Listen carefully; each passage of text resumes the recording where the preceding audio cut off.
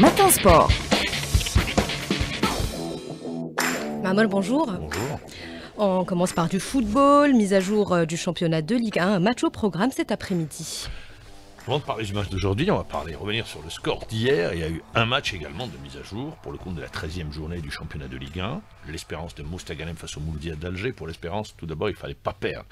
Avec un nouvel entraîneur, club consommateur d'entraîneurs, l'Espérance de Mostaganem, qui, rappelons-le, est une équipe qui a rejoint la Ligue 1 cette saison après plus de 25 ans dans les divisions en Ligue 2. Le Mouloudia d'Alger sur une dynamique, première place, invaincu, qualifié en quart de finale. Absence de Naïdi qui s'est blessé contre la JS Saoura. Il a manqué énormément Naïdi. Une pelouse. Alors je peux vous dire, vous pouvez jouer à tout sauf au football parce que le ballon allait dans tous les sens. Impraticable. Le Mouloudia d'Alger, dès l'entame du match, grâce à son capitaine sur un superbe coup franc de Draoui, reprise de la tête, personne au marquage. Il marque 1-0. En deuxième mi-temps, c'est Mostaganem qui revient. Le Mostaganem a raté des occasions de but.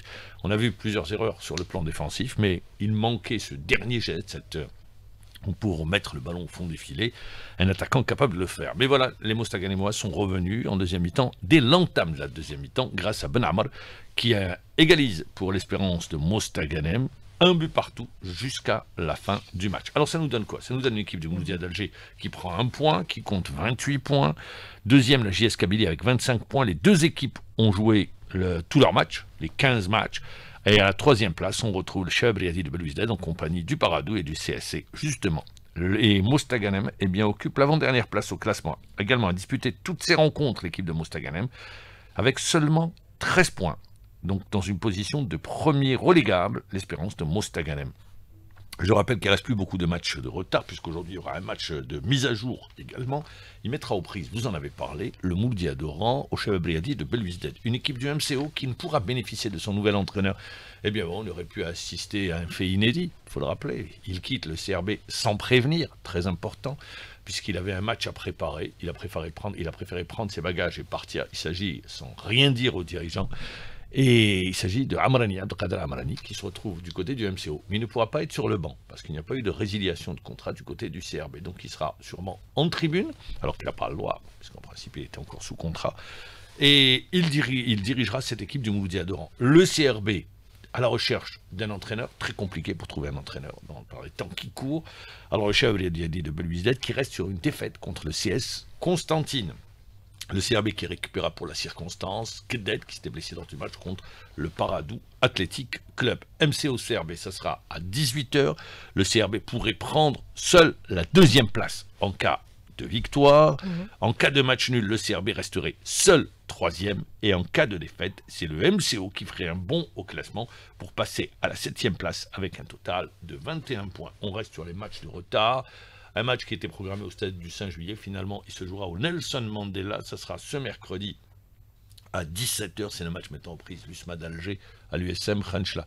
La raison, eh bien, elle est toute simple, la raison, c'est préserver la pelouse du stade du 5 juillet. Pourquoi? Parce que le stade du 5 juillet va accueillir le 8 février prochain le match, la finale de la Supercoupe. C'est un titre honorifique, hein, ça ne vous donne accès à rien du tout, ce titre, si ce n'est que vous disputez une finale, et puis bon, c'est bien, vous l'avez dans votre palmarès.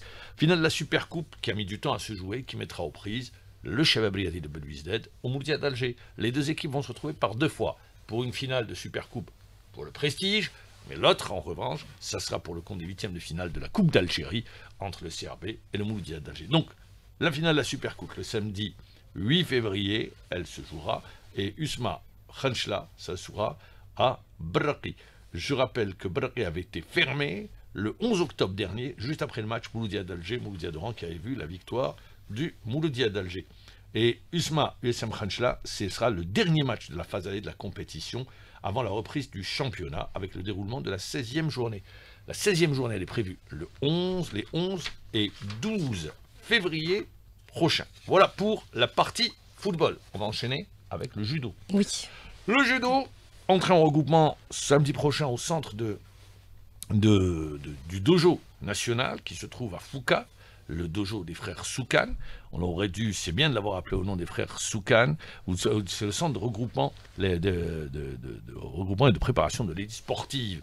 Alors, ce stage qui s'étendra jusqu'au 10 février va permettre à notre équipe nationale de préparer l'Open africain de Tunis, qui est prévu du 13 au 16 du même mois en Tunisie, comme son nom l'indique. Il y aura l'Open africain d'Alger, qui lui se déroulera fin février, entre le 20 et le 23 février. Mais ce qui est bien également, c'est que la Fédération algérienne de judo a saisi l'ensemble des clubs de l'élite pour leur annoncer qu'eux aussi pourront effectuer des séances d'entraînement au site, sur ce site. Donc entre les 2 et le 8 février. Des séances qui, selon l'instance fédérale, seront ouvertes aussi bien aux juniors qu'aux seniors, messieurs et dames. Pas de différence. Le vélo, avec une nouvelle victoire de Mathieu Van Der Poel, le Néerlandais, qui est champion du monde de cyclocross pour la 7e fois de sa carrière, après sa victoire dans l'édition 2025 d'épreuve qui s'est déroulée à Liévin. Invaincu cette saison dans les sous-bois, le petit-fils de Raymond Poulidor a survolé la course pour s'imposer finalement avec 45 secondes d'avance sur son éternel rival, le Belge Wout van Aert, qui avait quelque peu raté son départ. Le podium a été complété par un autre Belge, en l'occurrence Thibaut Nice, qui avait franchi la ligne d'arrivée avec 1 minute 6 secondes de retard par rapport au vainqueur.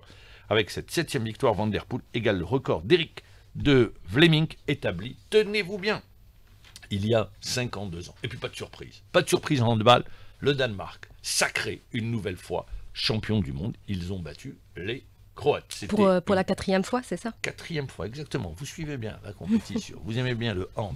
Alors, le handball, on est obligé d'en parler. Pourquoi? Parce que l'Algérie était présente. L'Algérie, je le disais hier, termine à la 30e place. Donc, on reste dans le bas du tableau. Première nation africaine, l'Égypte, 5e. Alors, ceux qui nous écoutent doivent se dire, ou les plus anciens doivent se dire, mais quel décalage entre le handball, entre les résultats de notre équipe nationale, de notre handball national, tant en club qu'en sélection, dames et hommes, et la situation que nous vivons aujourd'hui.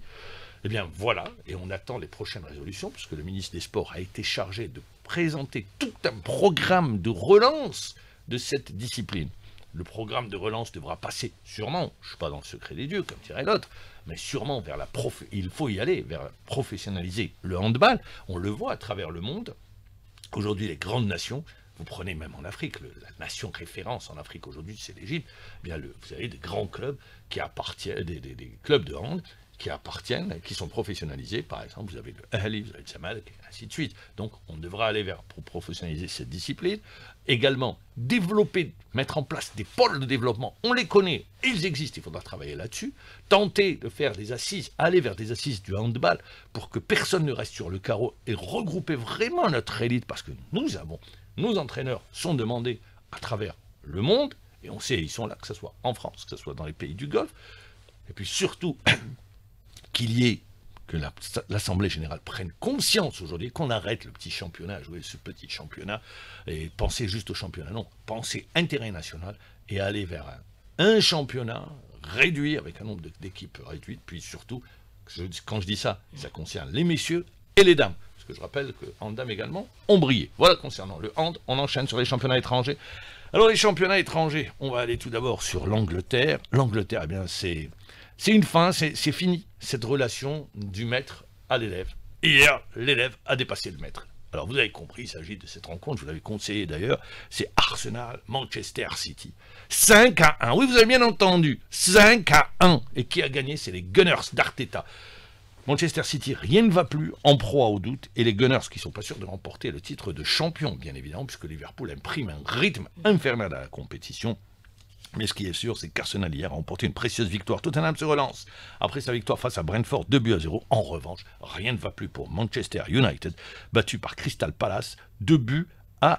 Et on annonce Rashford. Rashford va quitter Manchester United pour rejoindre Aston Villa. Aujourd'hui, il y aura un match, Chelsea face à West Ham. On enchaîne avec l'Espagne. Barcelone s'impose grâce à Lewandowski, 1-0 face à Alaves. Et Barcelone revient à 4 points du Real Madrid, qui a été battu cette semaine par l'Espagnol de Barcelone. Et puis pour les résultats concernant le championnat d'Allemagne, l'Eintracht Francfort, Shaibi était remplaçant, il n'a pas joué, son club a été tenu en échec, 1-0 par Wolfsburg. Et je retiendrai également que Leverkusen, le champion d'Allemagne en titre, s'est imposé devant Hoffenheim, 3-1. En attendant la grande explication face au Bayern de Munich. La Juve a battu Empoli, 4-1. La Juventus qui remporte une précieuse victoire. Le choc AC Milan-l'Inter n'a pas vu de vainqueur, les deux équipes sont neutralisées, 1 but partout. Et Rome et Napoli, le leader, tenu en échec également, 1 but partout entre les deux équipes aujourd'hui. Cagliari, Lazio de Rome, Napoli compte 54 points, alors que l'Inter compte 51 points avec un match de retard. Et puis on terminera avec le championnat de France pour rappeler que Nice a fait match nul à Toulouse, 1 but partout. Boudaoui a été titulaire pendant 90 minutes. Bouanani est rentré à la 81e minute de jeu. Angers a fait match nul face au Havre avec Abdelli, notre international et le Melali qui ont joué 1 but partout. Voilà pour l'essentiel. Et Marseille, Gouiri qui est rentré et qui a apporté Gouiri, passeur décisif. Marseille a battu Lyon, 3 buts à 2. Merci à vous, Mohamed Djebour, pour toutes ces précisions. Prochain rendez-vous, les titres de l'actualité nationale et internationale avec Brahim Mazous.